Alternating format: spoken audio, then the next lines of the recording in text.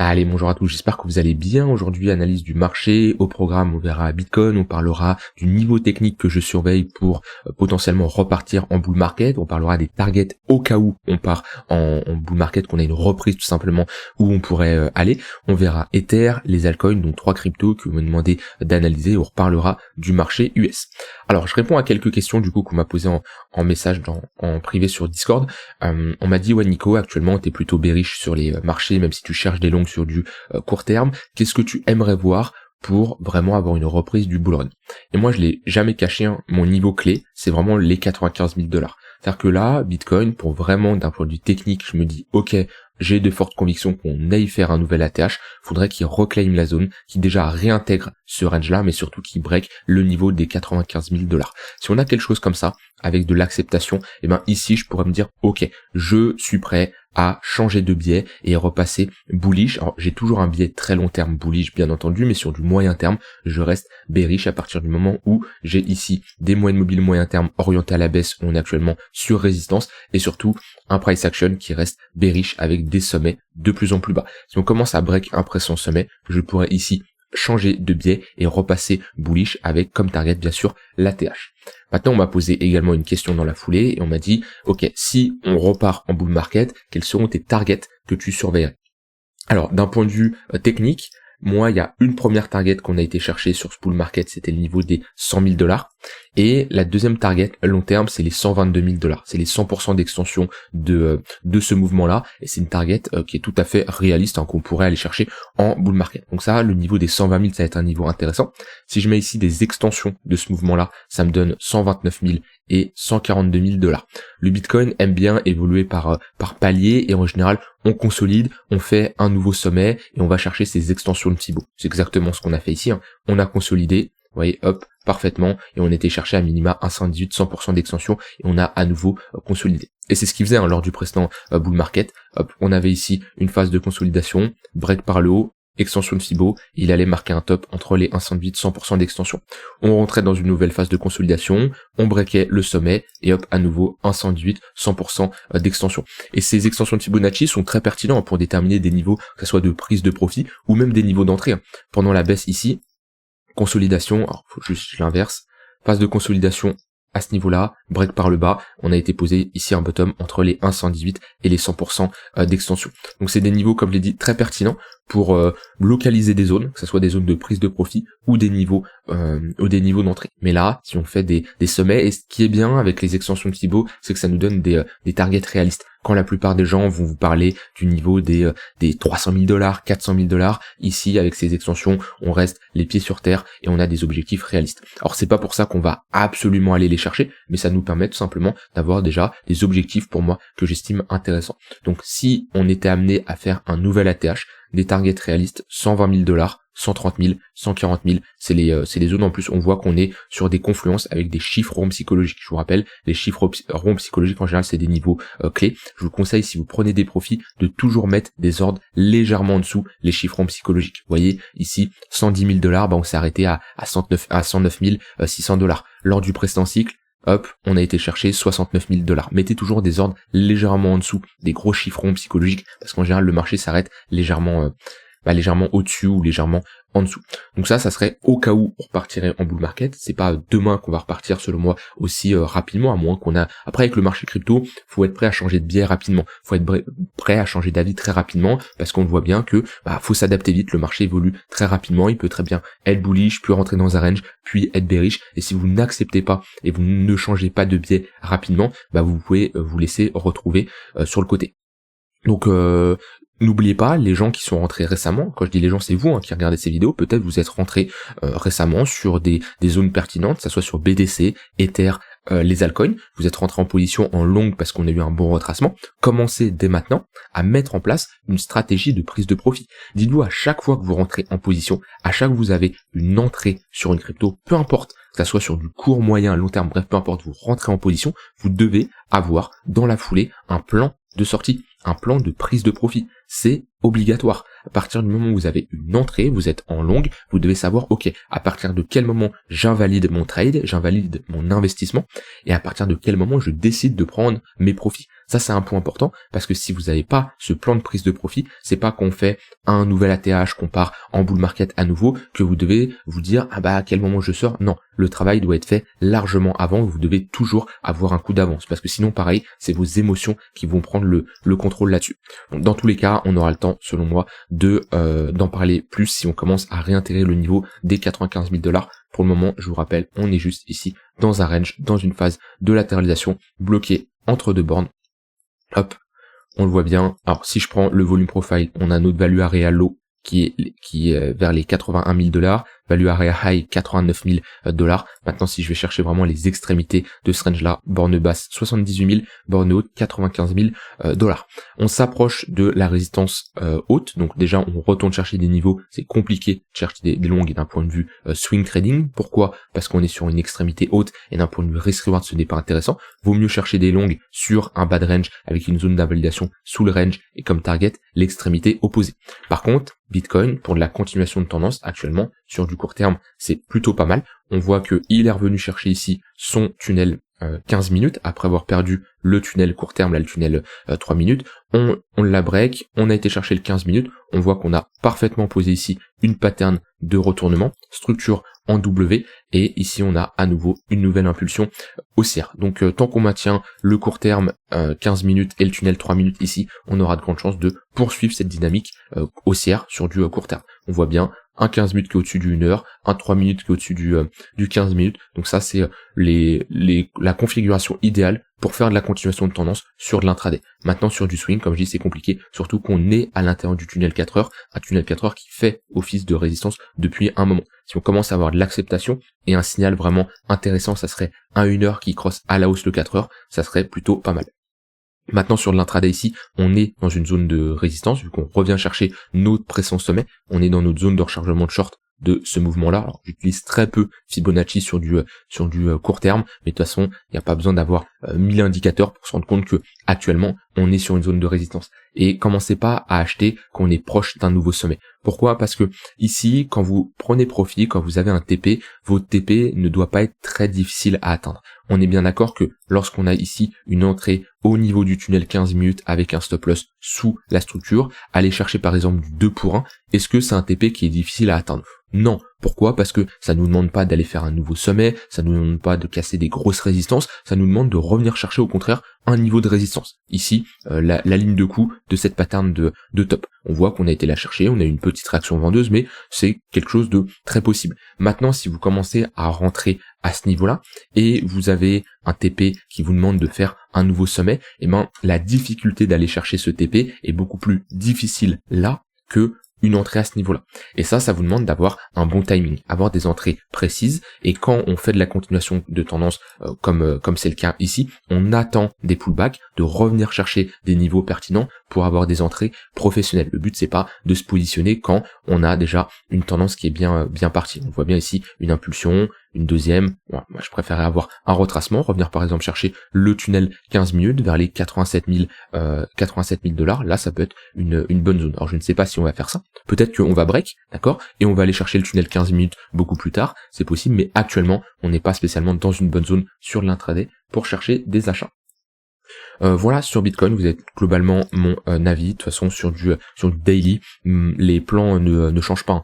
À partir du moment où on est sur des unités de temps comme ça assez longues, le but c'est pas de changer de plan tous les matins. Non, on a deux niveaux qui sont clairs. On a un plan, j'ai une stratégie. Comme je l'ai dit, j'avais des ordres et j'ai toujours des ordres qui sont plus bas. J'en ai pas mal qui se sont exécutés, qu'on est revenu chercher 77, 70. J'ai 4 ordres de mémoire qui sont exécutés à ce niveau-là, j'en ai 6 autres qui sont plus bas, et voilà, si ça part, j'ai déjà une partie qui a été réinjectée et je peux rentrer plus haut. Si ça ne part pas, je me fais rejeter, j'ai d'autres ordres ici et du cash qui est toujours à disposition. L'importance c'est d'avoir une flexibilité sur le marché, et cette flexibilité passe par avoir des cryptos et être in dans le marché, ce qui est mon cas, et avoir du cash également de côté pour, au cas où on a des retracements, pouvoir également se positionner. Et si le marché part et qu'on va chercher 130, 140 000 $, certains vont me dire ah oui, mais t'es pas à 100% crypto, t'as du cash qui est de côté, mais il y a pas de souci. Déjà, c'est pas parce que le marché part que je ne peux pas rentrer, acheter haut pour revendre plus haut. La plupart des gens vous disent, faut acheter bas pour revendre plus haut. Ok, ça peut être une stratégie, acheter bas, revendre haut, mais ça peut être une stratégie aussi de acheter haut pour revendre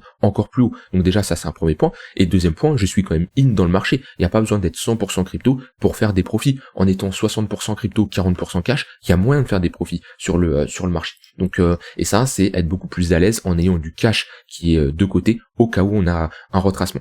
Et à partir du moment où vous avez tous les scénarios possibles que vous avez évalués tout simplement, vous êtes beaucoup plus à l'aise et vous avez une meilleure clarté d'esprit selon moi. Voilà pour BTC.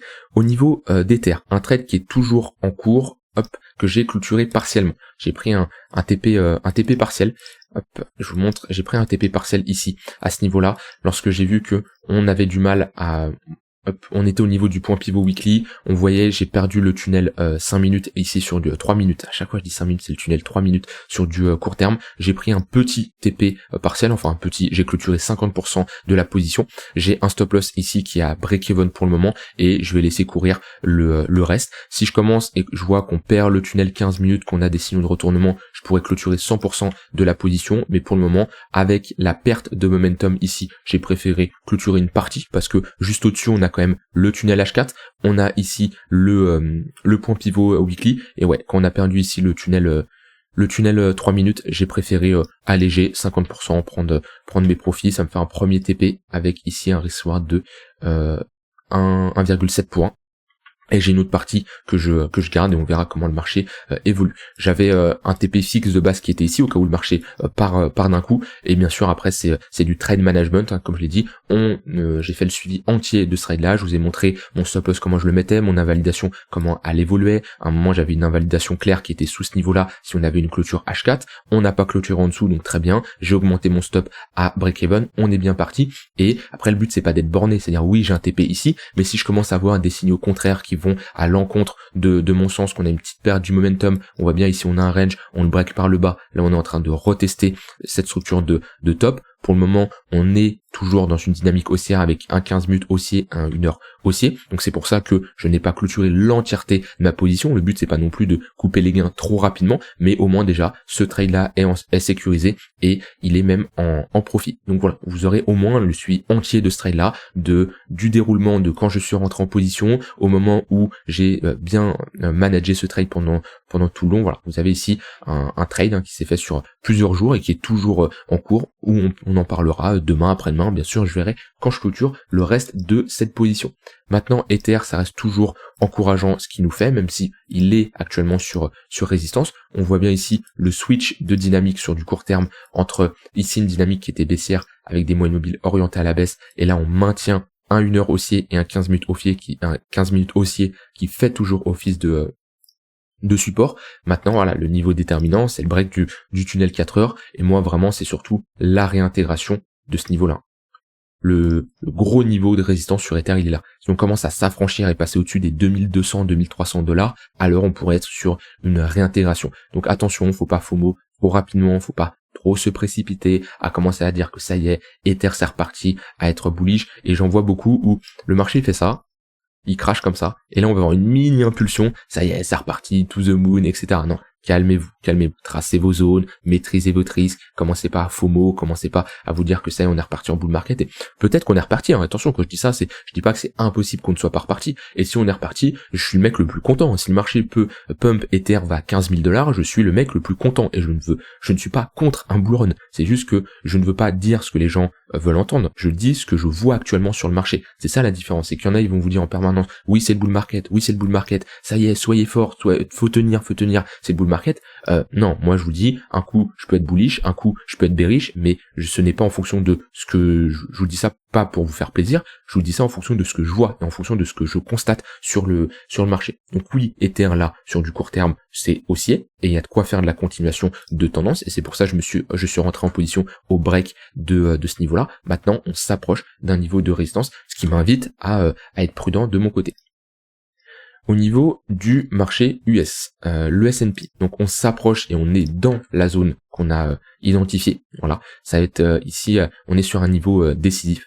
0,5 de retracement, niveau de résistance, à voir comment le marché réagit. Pour le moment, on est en train de consolider juste en dessous, pas spécialement de réaction vendeuse, on a un 15 minutes haussier et un 1 heure haussier, mais c'est un niveau clé. Clairement, un gros pivot là entre les 0,5 de retracement, ce niveau de résistance. Voilà, on va voir comment le marché évolue. Pour le moment, on reste sur un rebond en V-bottom qui pour moi a des chances à être testé pour soit avoir une continuation, soit transformer ça en un W, mais on est sur un niveau où là, d'un point de vue probabilité, on a plus de chances d'avoir un rejet que une continuation de la hausse.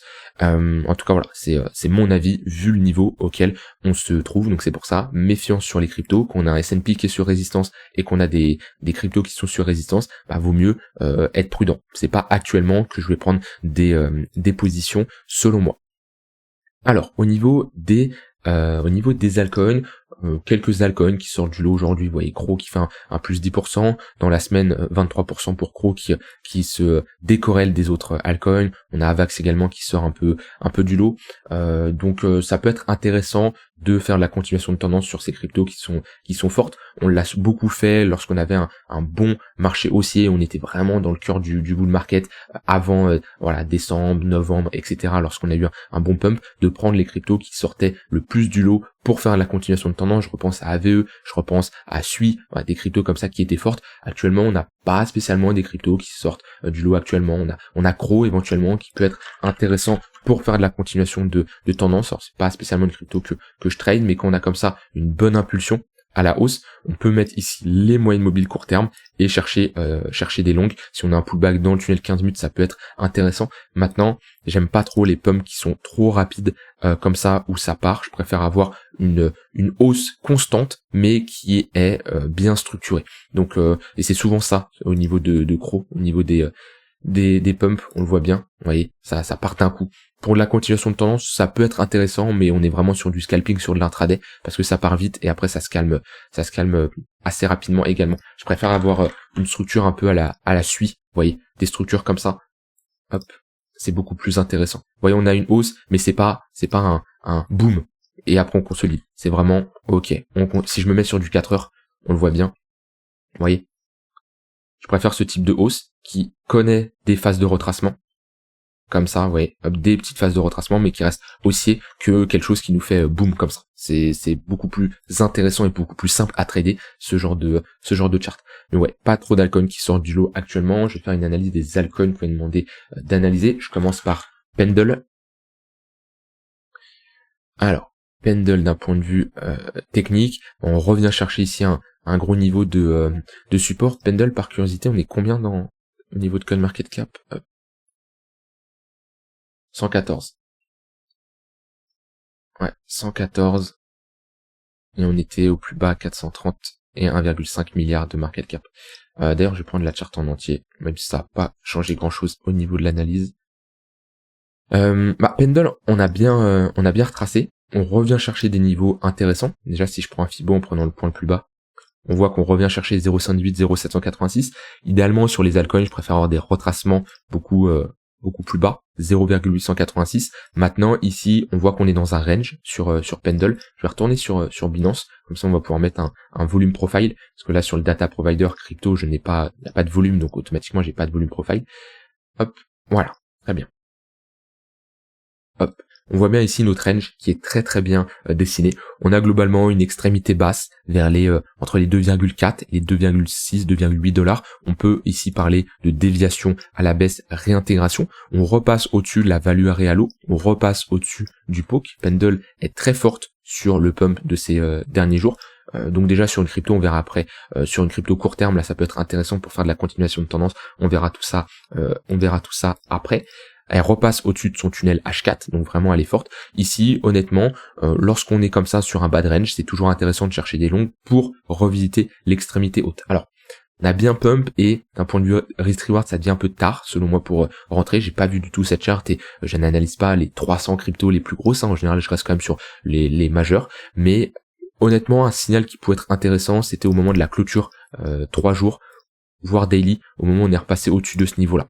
Vous voyez ici, on a cette forte impulsion baissière, moins 21%, 6 jours de consolidation, et là, à partir du moment où on a ce pump et on ravale cette pression de bougie, là, on peut avoir un signal assez intéressant, le fait de hop, alors je vais pas prendre ça, je vais prendre ça, rentrer à ce niveau-là, une zone d'invalidation si on a une clôture sous ce niveau-là, à partir du moment où on trade un range, on a une zone d'invalidation sous le bas de range, et aller chercher comme target milieu de range, ça peut être une bonne zone de prise de profit. Vous voyez là on a une bonne confluence, niveau de résistance, les 4$, j'ai vu qu'on a également le tunnel daily à peu près dans cette zone, et une clôture également totale ou à moitié partielle, c'est-à-dire que là on peut faire clôture 50% de la position, la clôture 100%, on peut avoir 33 ici, 33 ici, et laisser courir le reste au cas où on break, mais on va plutôt être sur des extrémités basses, là actuellement pour chercher des achats. C'est assez élevé où on se trouve dans le sens où on n'a plus trop un risk-reward intéressant, mais si dans les prochains jours on a un pullback, ça peut être pourquoi pas intéressant de se positionner avec une zone d'invalidation claire. On veut pas avoir une clôture sous ce niveau-là. Maintenant, ouais, on est toujours dans une phase de latéralisation sur Pendle, et sur un bad range comme ça, comme je dis, on cherche plutôt des achats. Par contre, sur du court terme, c'est intéressant. Pour faire de la continuation de tendance, hop, on met des moyennes mobiles, et vous voyez, c'est exactement ce que je vous disais sur SUI, ce genre de structure de prix, c'est magnifique pour faire de la continuation de tendance. C'est pas une hausse qui pomme d'un coup. Et vous voyez, tous les pullbacks dans le tunnel 15 minutes, ça s'achète. Ici, à ce niveau-là, à ce niveau-là. Là, on a une fausse cassure, réintégration. Bah, au pire, on prend un stop loss. Si on prend un gain là, un gain là et un gain là, on peut accepter de prendre un stop. Hein. Ça fait partie du jeu. Mais au vu de la baisse là, je ne serais pas rentré. On avait un momentum beaucoup trop fort. Mais vous voyez, ça, c'est le genre de setup qui est parfait. Et là, sur du court terme, c'est plutôt le tunnel 3 minutes qui lead la tendance. Si on le perd, on aura de grandes chances d'aller chercher le 15 minutes. Et si cette fois-ci, le 15 minutes casse, on aura de grandes chances d'aller chercher le tunnel 1 heure. Si on pullback ici, hein, ça peut être une bonne zone pour se positionner, comme je vous l'ai dit, sur le pullback ici en daily et revenir chercher un premier niveau intéressant, c'est ce niveau-là, 2,5, 2,6 $. Mais ça, c'est une charte parfaite hein, pour, sur de l'intraday, faire de la continuation de tendance. On m'a demandé GRT.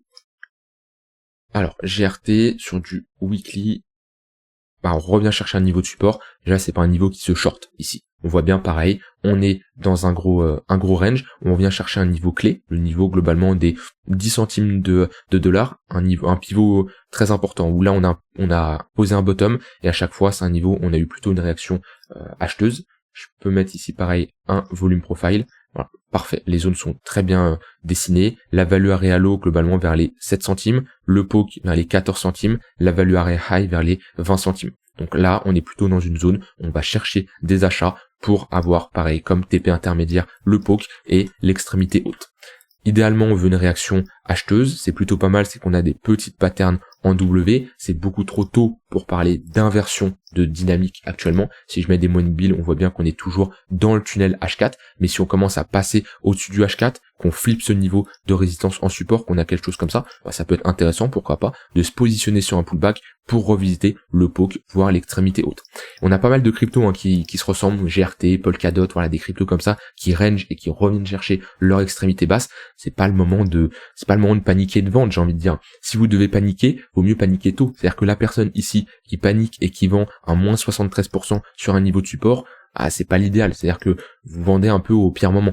Quand je dis si vous devez paniquer tôt, paniquez ici, paniquez à la limite ici, qu'on commence à baisser, qu'on a une première correction. Mais si vous commencez à vendre après un moins 75%, c'est selon moi, c'est du panic sell, ça rentre pas dans votre stratégie. Sauf si vous me dites que dans votre stratégie, vous devez vendre après un moins 75% sur support. Dans ce cas-là, je sais pas si c'est la stratégie la plus optimisée. Donc ouais, je chercherai pas des shorts ici, et je chercherai potentiellement des longues avec soit une invalidation en clôture weekly sous ce creux-là, soit si on veut être un peu plus prudent, une invalidation en clôture sous ce niveau-là qui serait le plus bas, parce qu'on veut pas, si on fait un all-time low et qu'on break la structure, on veut pas hold une position qui sortirait de son range d'accumulation potentielle. L'accumulation n'est pas encore validée, mais accumulation potentielle depuis 2-3 ans. Et dernière crypto, on m'a demandé CRV. Alors, CRV, c'est plutôt pas mal ce qu'on fait. On est repassé au-dessus de ce niveau-là. On a perdu ici un gros niveau. On a eu une déviation, pattern d'accumulation ici, on le voit bien, avec cette structure en W. On a break, et on est parfaitement revenu chercher la ligne de coup, là, hop, de cette structure en W. Magnifique rejet. Donc là on voit qu'on a un niveau clé, pareil, globalement le niveau des 40 centimes de dollars à peu près, un gros niveau qui a fait office de support, on a break office de résistance qui fait à nouveau office de support, c'est un niveau qu'on doit tenir. Donc là, on peut avoir une invalidation qui est claire. On ne veut pas en clôture weekly repasser sous ce niveau-là. Et on a un range, hein, globalement. On a un haut de range qui se situe à peu près ici. Pareil, je peux mettre un volume profile. Alors, ok, là il y a une grosse phase d'accumulation. On le voit bien au niveau du volume profile. Si on a passé très peu de temps à ce niveau-là, ça me surprendrait pas d'avoir des volumes importants. Ouais, des volumes très importants à ce niveau-là. Il y a eu pas mal d'accumulation et pas mal d'ordres qui ont été passés au vu ici des volumes. Ici, une phase de capitulation. On le voit bien au moment de la bougie qui break énormément de volume. Là, on a eu une autre bougie de contrôle avec cette forte impulsion. On voit bien, hop, une autre bougie de contrôle qui se situe ici, avec une mèche qui représente 50% de la bougie, ce qui nous montre qu'on a eu quand même une bonne réaction acheteuse. On est rentré dans un range. Et ouais, honnêtement, techniquement là, ça c'est un bottom. C'est un bottom clé parce que on a l'action du prix et on a les volumes plus des volumes croissants lors du break. C'est un niveau qu'on ne doit pas réintégrer. C'est pour ça qu'on a un aussi gros rejet sur la ligne de coup de cette pattern de retournement. C'est parce que ce niveau est très défendu. Donc l'invalidation elle est claire. On ne doit pas repasser en dessous de ce niveau-là. Donc chercher des longues si on a des pullbacks pour revisiter l'extrémité haute. Alors là on a notre value area high et d'un point de vue action du prix, le niveau des 1,20. Et pareil là sur du un peu plus court terme, je peux mettre ici des moyennes mobiles. On a un peu inversé notre dynamique, on voit bien qu'on avait une trend qui était plutôt baissière avec des sommets de plus en plus bas. On est sûrement dans le tunnel 4 heures. Dans le tunnel 4 heures, on l'a break. Donc c'est pas mal ce que nous dessine Servé, avec une bonne dynamique haussière là en H4. On le voit bien, les creux et les sommets sont de plus en plus hauts. Donc tant qu'il tient ses moyennes mobiles, il y a de quoi faire de la continuation sur de l'intraday. Maintenant, une tendance peut s'essouffler, on peut très bien retracer. Mais comme je vous l'ai dit, ce creux là doit tenir. C'est le pullback au niveau de la ligne de coup qu'on a vu juste avant. Si on retrace, revenir chercher les 0,118, ça peut être intéressant pour potentiellement chercher des longues, bien sûr, uniquement si on a une réaction acheteuse. Chaque niveau de support, c'est intéressant de se positionner, mais uniquement si on a une réaction acheteuse. Et là, pareil, de la continuation de tendance avec un 1 heure qui lit bien la tendance et un 15 minutes également qui fait récemment office de support. Voilà, je vous laisse avec ça, j'ai dit tout ce que j'avais envie de dire, je vous ferai bien sûr une update comme d'habitude les prochains jours, n'hésitez pas à rejoindre le Discord en cliquant sur le premier lien en description si vous voulez qu'on échange trading, analyse technique, je vous donne mon avis sur certaines cryptos ou autres, c'est entièrement gratuit, on a une communauté qui est très soudée, je vous dis à demain pour une prochaine vidéo, bye bye.